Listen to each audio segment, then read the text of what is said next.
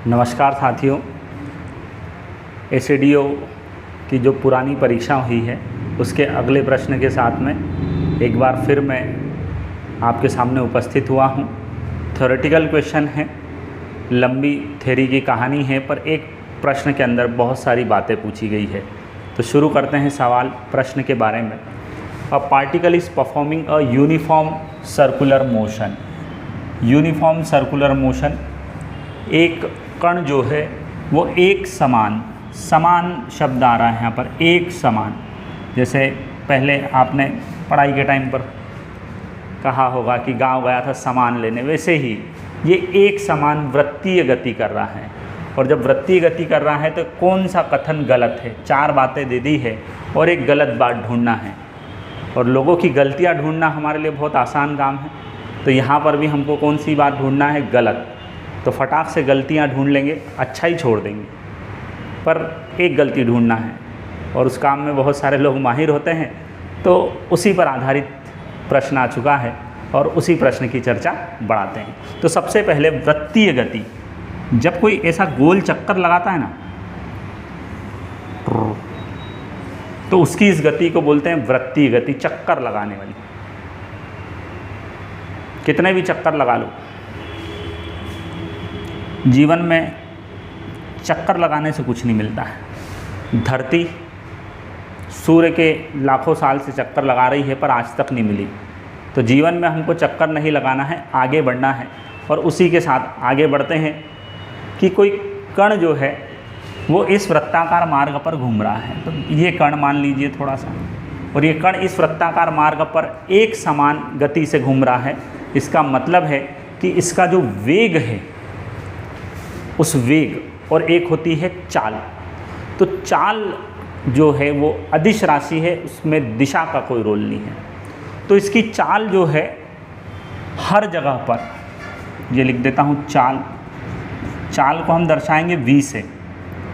और चाल क्या रहने वाली है? नियत, मतलब उसका मान नहीं बदलेगा। अदिश राशि है और पूरी क्रिया के दौरान चाल बदलने वाली नहीं है। पर चाल से ही मिलता जुलता हमारे लिए एक और शब्द है वेग, और वेग है सदिश राशि। तो वो जो सदिश राशि है उसके ऊपर अपन ने बना दिया है तीर। तो जब कण घूमता है तो यहाँ पर उसके वेग की दिशा ये रहेगी, ये वेग की दिशा है, ये वेग है।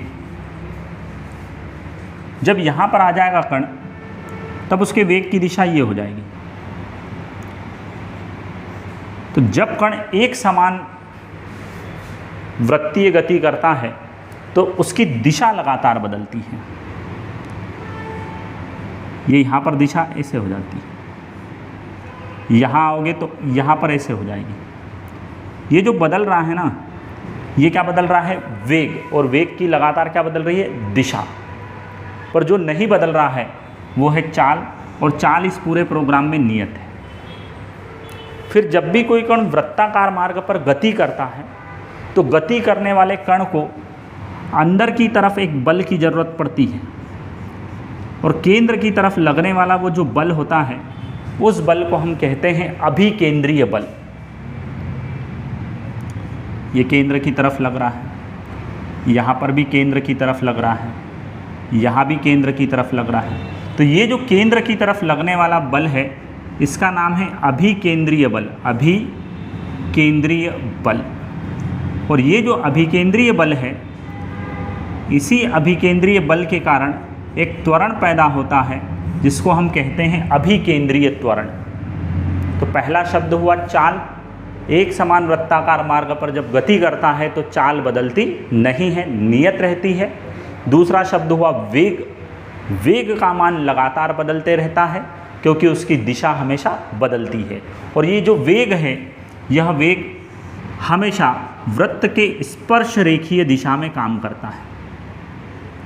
वेग जो है वह स्पर्श रेखीय दिशा में काम कर रहा है, टेंजेंशियली काम कर रहा है, स्पर्श रेखीय टेंजेंशियली काम करता है। और त्वरण जो है वो केंद्र की तरफ काम कर रहा है। और अगर आप देख सकें तो बहुत बढ़िया, ये वेग है और ये अभिकेंद्रीय त्वरण है। इन दोनों के बीच में अगर आप कोण देखने जाएंगे तो हर जगह पर आपको कोण 90 डिग्री मिलेगा, मतलब ये दोनों एक दूसरे के साथ में लंबवत होते हैं। तो अब हम ऑप्शंस की तरफ जाते हैं। पहला है त्वरण सदिश वृत्त से स्पर्श रेखीय है। तो त्वरण सदिश वृत्त के साथ में स्पर्श रेखीय बिल्कुल नहीं है। क्यों? क्योंकि वो तो किधर काम कर रहा है, केंद्र की तरफ, और केंद्र की तरफ काम कर रहा है, इसलिए हम बोल सकते हैं कि स्पर्श रेखीय नहीं है। इसलिए यही वाला कथन गलत हो जाएगा। और हम जिस काम में माहिर हैं गलतियां ढूंढने में, और वो गलती हमको पहली बार में ही पकड़ में आ गई है, तो हमारा उत्तर हो जाएगा ये पहले वाला ही। क्यों? क्योंकि ये कथन बिल्कुल गलत है एक समान वृत्तीय गति के लिए। बाकी जो पढ़ा है उसके आधार पर अन्य ऑप्शन देखते हैं। त्वरण सदिश वृत्त के केंद्र की ओर निर्देशित रहता है। The acceleration vector is directed towards the centre.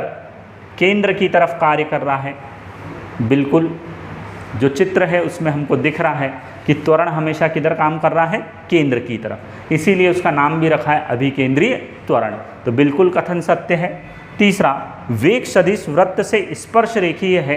तो बिल्कुल वेग वाला जो है वह वृत्त के साथ में स्पर्श रेखीय दिशा में काम कर रहा है, ये देख लीजिए। तो ये कथन भी सत्य हो गया है। चौथा, वेग त्वरण सदिश एक दूसरे के लंबवत है। Vector velocity and acceleration vectors are perpendicular to each other.